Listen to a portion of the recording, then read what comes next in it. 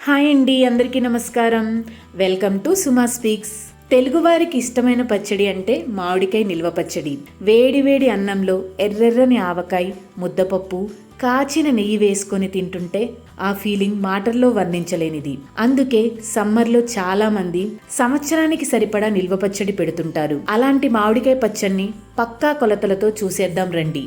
మేము ఇక్కడ తీసుకున్న కాయలను మల్గోవా మామిడికాయలు అంటారు.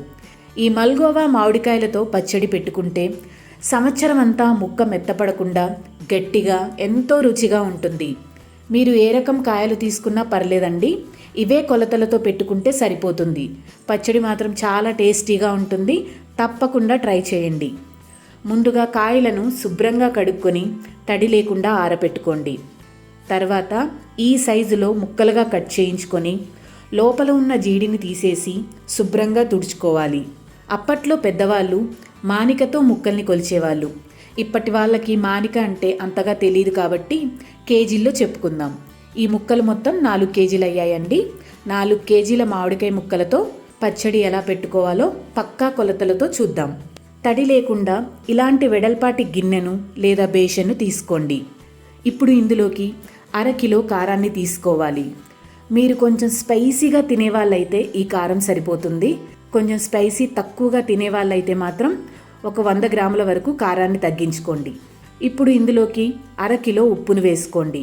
మనం ఏ కొలతతో కారాన్ని తీసుకుంటామో అదే కొలతతో ఉప్పు వేసుకోవాలి. ఉప్పు తక్కువగా ఉంటే పచ్చడి పాడైపోతుందండి. ఇప్పుడు ఇందులోకి 2 స్పూన్ల పసుపు వేసుకోవాలి. అలానే 3 స్పూన్ల మెంతుపొడి వేసుకోవాలి.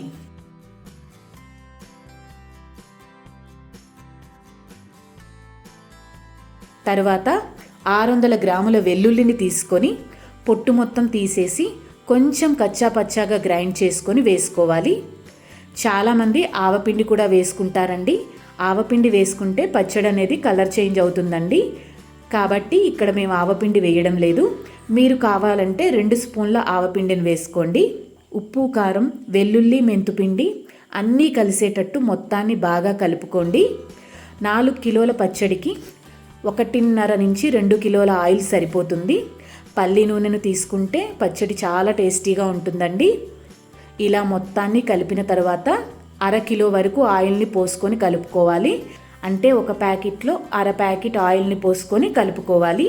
మిగిలిన ఆయిల్ని ముక్కలు వేసుకున్నాక పోసుకుందాం.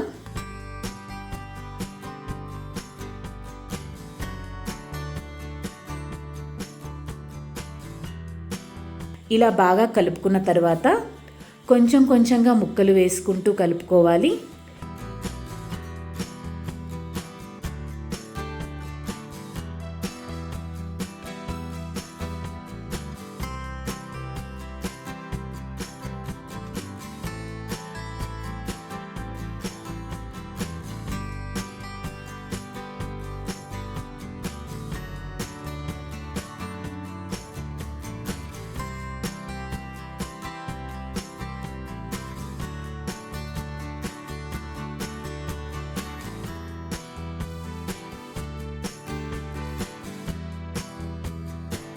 ఇలా ముక్కలు మొత్తం వేసుకున్నాక కింద నుంచి పై వరకు కలుపుతూ మిగిలిన 1/2 కిలో ఆయిల్ని కూడా వేసుకోవాలి.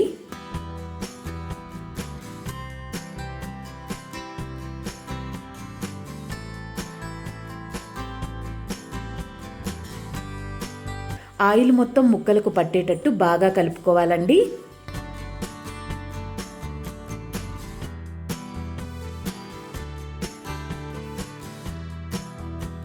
ఇలా అంతా కలుపుకున్న తర్వాత ముక్కల పైన మరో 1/2 కిలో ఆయిల్ని పోసుకొని మూత పెట్టి 3 రోజుల పాటు పచ్చడిని ఊరనివ్వాలండి.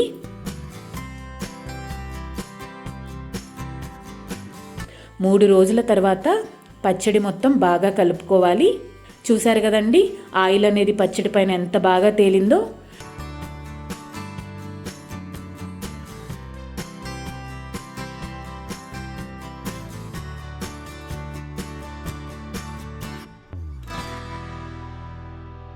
ఇలా మొత్తం కలుపుకున్న తర్వాత టేస్ట్ చూసి ఉప్పు సరిపోకపోతే కొంచెం ఉప్పు వేసుకోండి.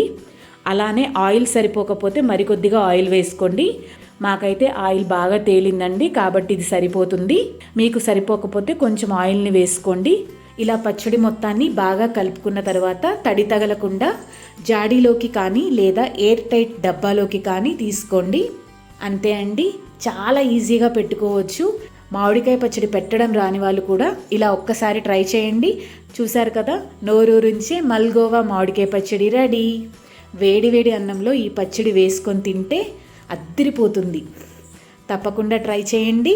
ట్రై చేసి మీకు ఎలా వచ్చిందో నాకు కామెంట్ చేయండి. Thanks for watching.